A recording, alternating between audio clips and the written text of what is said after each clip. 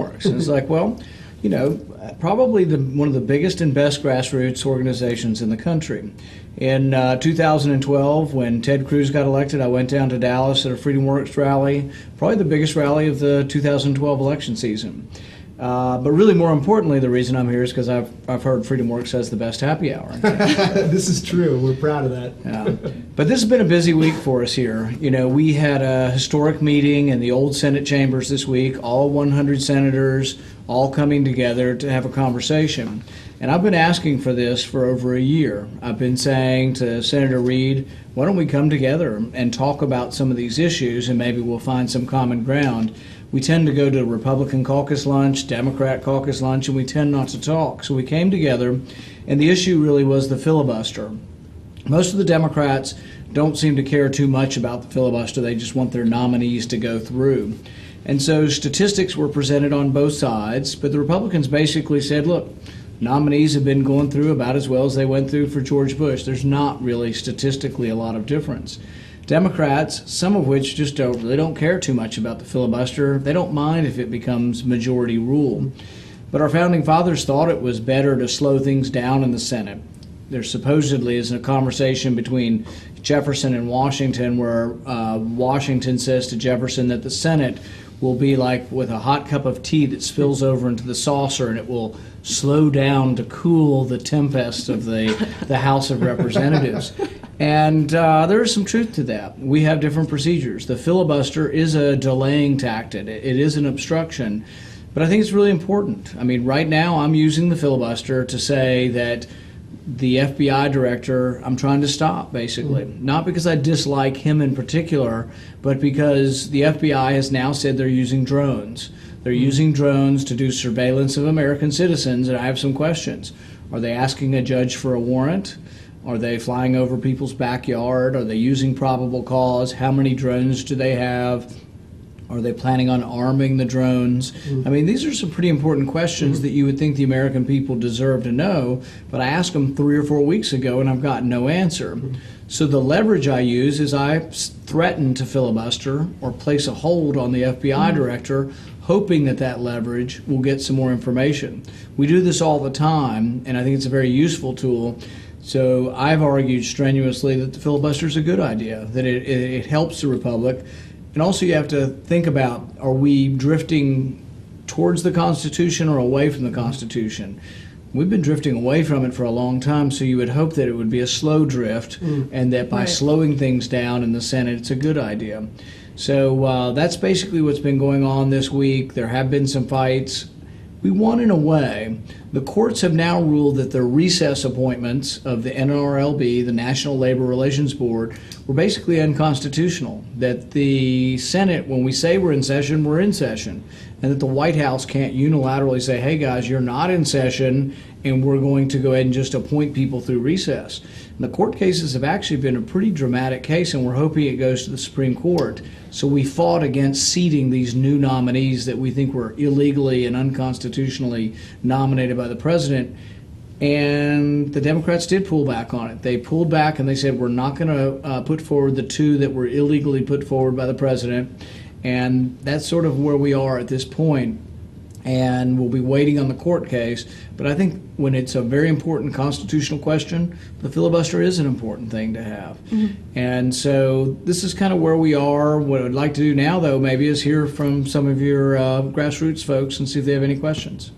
Sure, that would be great. Our first question is from Sarah, who says, Elizabeth Cheney has announced her intention to challenge Mike Enzi. Is there any danger that the Republican Party will start to move away from conservative principles? Well, my first response when I heard that Liz Cheney was running was I said, oh, well, that's great. Is she going to run in her home state of Virginia? But no. Many of us might have guessed. Because apparently she was rumored that she was going to run last year for the U.S. Senate in Virginia, where I guess she's lived most of her life. But I think she's moved back to Wyoming to do this. But no, I'll be supporting Senator Enzi, and I think that there is a faction of our party that I think is too aggressive in their approach to feeling like we have to be involved in every war around the world. Right. And I think that war is a terrible thing and should be approached reluctantly. It's not that we don't go to war and that we shouldn't defend our country, but I think we should be reluctant. And I think there are some people within the party who may show an overeagerness or a rashness to war. And I think Senator Enzi showed a much more reasoned approach. You know, it's interesting, actually, from questions of national security that go overseas to questions of national security at home. We've heard so much in recent years, or in recent months, rather, that the administration kind of feels that it has found the right balance in terms of national security programs.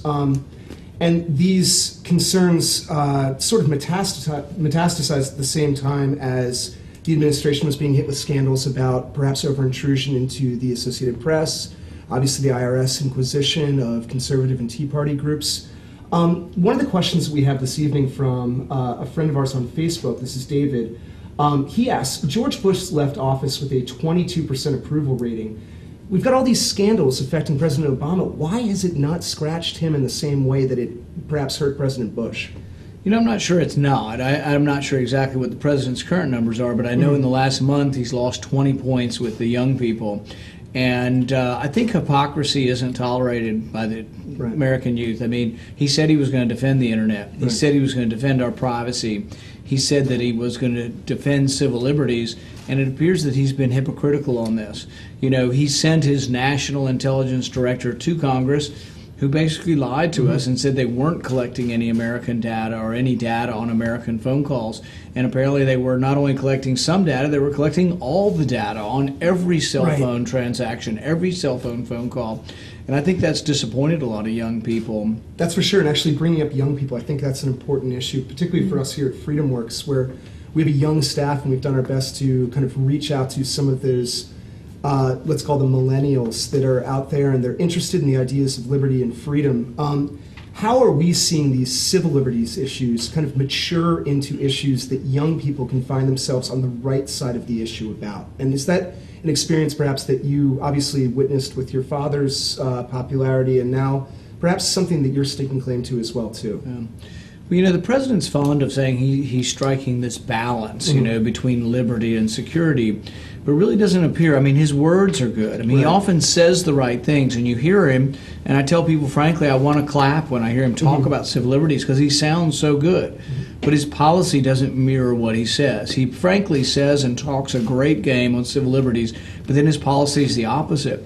I would say that he has much less regard for civil liberties than the Republican administration had.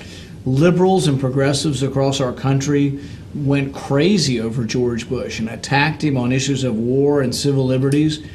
But it turns out they're all, not all, but mostly quiet now as the president appears to be much more authoritarian, this current president, and much more invasive of privacy. And just think about it.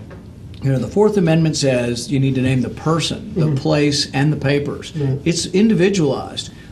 He thinks through one warrant he can collect all the records of all the people in the United States, or all the people with Verizon, all the people with AT&T, millions of people through one warrant. That so goes against the grain of our Fourth Amendment.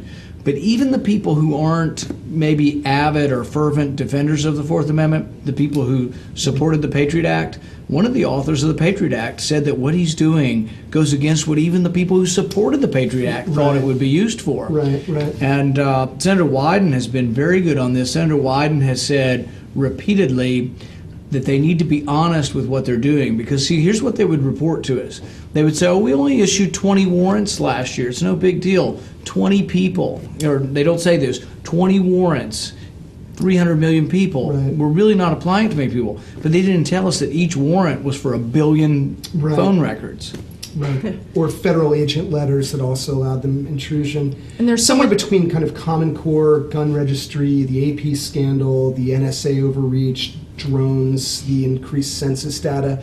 There has to be this kind of critical mass that must be building right now. And are you experiencing that? Are you kind of hearing that at the moment from people that this is too much and it's more than we can swallow at this point? I've sort of said what we have is sort of the old McDonald's farm of scandals. Here a scandal, there a scandal, Right. everywhere a scandal, and it's where to begin. But I think the compilation of all of these scandals, what you're finding is, I really do think he's losing the moral authority to lead the nation.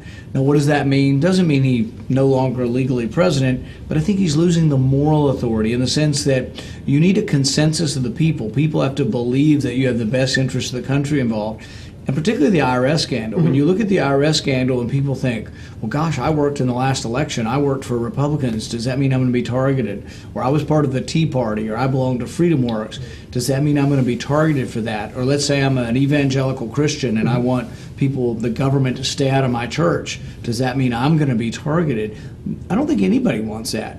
Even if you're a Democrat, I don't think Democrats want, if the Republicans win, that they're going to use the government to go after their enemies. So I think it really has damaged his credibility. Yeah, and that's the problem too. I mean, big government, when you give that much power to a single entity, it's going to corrupt, regardless of who's in power. And when you have that much discretionary power, where you get to pick and choose that selective enforcement of who gets punished for whatever reason, it's a very dangerous thing, and it really, it's interesting. I think you're right. I really like that point about losing the moral authority. Sure. Because when you can't trust, I mean, you have everybody saying, well, this is for your own good. Government, it is with the best of intentions, but people don't think years down the road that character, that person that you believe in, Right. that's at the top of leadership is not going to be there anymore. Well, and I think you're exactly right. It's the power more than even the person. Because if the president were sitting here, he would tell you he's a good person. And I actually take him at his word. You know, for example, we had this big debate over whether he would use a drone to kill someone in a cafe. That was what my filibuster was about. I recall that. But you know, it really wasn't so much that I believed he would actually do it. But I don't think it's enough for someone to say, oh, I'm a good person. It is about, do you have the authority and do you claim the authority? Because, for example, with indefinite detention, the law of the land that President Obama signed says that an American citizen can be detained forever, sent to Guantanamo Bay without charge, without trial, and without a lawyer. I think most Americans would be horrified if they actually knew this. But the president says, oh, I don't plan to use it. Well, that's not the way we really run government. You know, Madison said if government were comprised of angels, we wouldn't have to worry about restraint. But you really do need that restraint because maybe President Obama is a good person. What about the next president, now that we have the authority? What about what happened to the Japanese? What about happened to African Americans in 1910 and 1900 who were detained, accused, and often found guilty of crimes they had nothing to do with simply because of the color of their skin? Yeah, it seems that the kind of big government agenda puts far too much dependence on nameless, faceless bureaucrats who we depend on to be benevolent, and we simply can't at this point in time. I think that may lead us to another question. This is coming from James, I believe from Facebook. So in polls on NSA snooping, Americans seem divided on whether it's a good thing or a bad thing. Have we become complacent? Yeah, I think so. And in fact, some people say the outrage is greater right now in Europe over privacy and snooping on the internet than it is here. However, I would say that young people often lead the charge on this. And if you were to separate out and poll young people on the NSA and on spying and on whether or not your internet records and your phone records and your visa records are private and should be protected from government snooping unless there's a warrant, I think you'd find that young people would overwhelmingly say, yes, there is an expectation of privacy. Absolutely. And also, I wanted to touch really quickly, while we're talking about young people, it's so important for our society to have a constituency of informed Americans. And we see there are federal takeovers, but there's also not an assault on education, but we're not providing enough choices for kids to get a quality education. I know you guys are doing a school choice event on July 30th, I believe. Do you want to talk a little bit to that? Why is this such a priority? Well, I think that competition breeds excellence. And so when kids have a choice as to which school to go to, the good schools will survive and the bad schools won't. And I think really that our public school system, it has some bright spots. I went to public school. I was able to take calculus and physics and biology too and chemistry too in public high school. But a lot of kids didn't get the kind of public high school I went to. And in the middle of DC, we're spending 20 grand per pupil. The class sizes have gotten smaller, but the grades are still miserable, and there's drug problems and discipline problems. And for the kid who wants to really excel, there's not a good way out. And so I'm all for vouchers and school choice. Let the kid go to a better public school or a private school or a religious school or a charter school, but let them have a choice and make the schools compete for students. Even the federal money, well, I'm really not for a federal involvement in education. As long as they are involved, let's attach the federal money also to the students and let the students take it where they want to go to school. Now, you mentioned literally in the middle of D.C., and that brings us to our next question from Sam. What is your reception at outreach events like Howard University, obviously in the middle of D.C., been, and how can the Republican Party do a better job of reaching out to minorities? You know, I think the school choice is a great issue because I think a lot of kids in the city have been shortchanged by our educational system. I think there's some libertarian ideas also. For example, the ACLU recently put out statistics saying that blacks are incarcerated at 4 or 5 times the rates as whites for the same crimes. And really, with a much smaller population of African Americans, it's hard to imagine that drug use is so high that they deserve to be incarcerated at 4 to 5 times the rate. So I think for libertarians who believe in less harsh sentencing, more fair adjudication of things like nonviolent crimes, I think that's something that will appeal.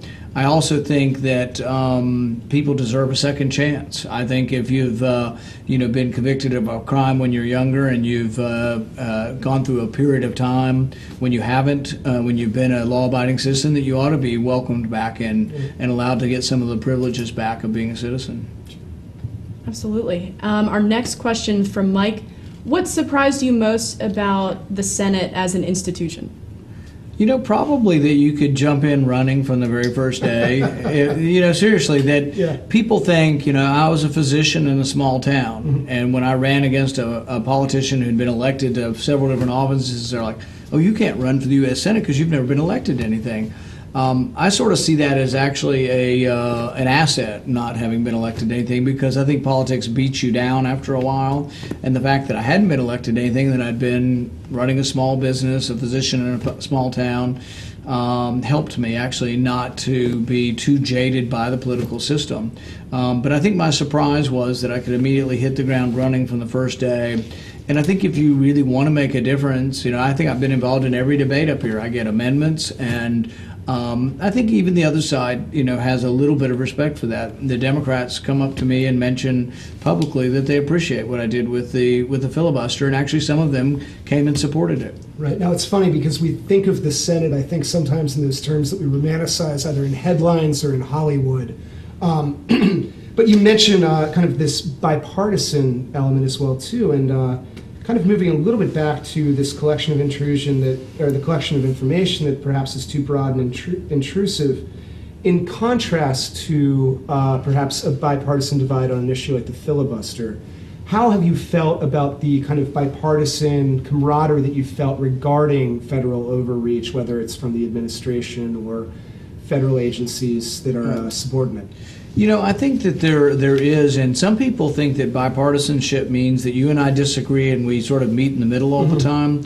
To me, the way I see bipartisanship is that I strongly believe in these issues. I'm not even saying I'm cutting my issues in half to come halfway, but I'm finding people on the other side of the aisle who believe just as passionately. Right. Ron Wyden and I have worked together on a lot of civil liberties issues. I've also worked with Merkley and others on issues of trying to end the war in Afghanistan. I think our mission's done and we need to come home, the sooner the better. I've tried to prevent us from going to war in Syria. I frankly think it's a mistake to be supplying arms and money to Islamic rebels who in all likelihood will be killing Christians on the other side of this war, who in all likelihood, or who actually are allied with Al-Qaeda, fighting against the other side. So there are definitely issues that we've worked together on the idea of mandatory minimums. You can have a 2 teenage kids go out and one overdoses on drugs and dies, which is very sad, but the one who lives can get 20 years mandatory minimum in jail for supplying the drugs because a death occurred. Well, the death is tragic. I think it's unfair to have mandatory minimums where the judge has no discretion. Is it the kid's first crime? Was it an accidental death? Was it an overdose? Just having the death involved mandates that it's a 20-year sentence if it's in federal court. And so I worked with the Congressional Black Caucus to try to change this because I think our laws have disproportionately targeted black youths. And so there's a lot of, I think, overlap on some of these issues. Just this week on sexual harassment in the military, I came out and supported with a liberal Democratic senator the idea that, well, maybe women are not reporting these crimes because they're afraid of reporting it to their boss. And to me, the first time I heard it, it sort of made sense. Maybe you shouldn't have to report sexual harassment or sexual assault to your boss. You should have reported to an independent lawyer in the military, and it just made sense to me. It's remarkable. It seems that more and more civil liberties are uniting Republicans, Democrats, young people, perhaps minorities as well, too. This sounds like really fertile soil moving forward. And I think as we, if we consider myself to be a Republican Party trying to grow bigger, you want to get young people, and they're unsure which party they're going to join, and you say, oh, we're for low taxes and less regulation. Like, I don't have any money and I don't get regulated. I'm on the internet, regulate my internet less, protect my privacy, don't treat me unfairly in the criminal justice system. Those are ways that actually the Republican Party, I think, could grow.